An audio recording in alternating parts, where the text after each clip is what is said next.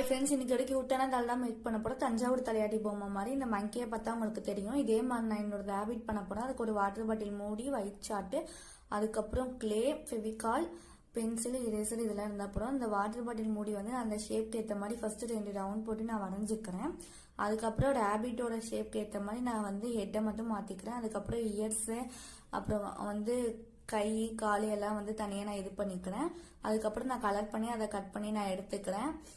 அதுக்கப்புறம் நான் வந்து அதில் நான் தனியாக கட் பண்ண கையும் காலையும் நான் ஃபிட் பண்ணி பார்த்தா அது வந்து ஃபிட் ஆகல. அதனால நான் அந்த ரேபிட் உள்ளாரையே நான் வந்து வரைஞ்சி எடுத்துக்கிட்டேன்.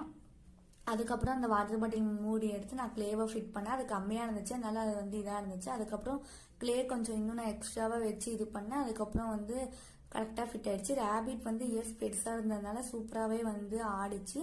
மங்கி வந்து கொஞ்சம் இதாக தான் இது பண்ணி ஆடிச்சு. இந்த வீடியோ பிடிச்சினா லைக் பண்ணுங்க, கமெண்ட் பண்ணுங்க, சப்ஸ்கிரைப் பண்ணுங்க ஃப்ரெண்ட்ஸ். தேங்க்யூ.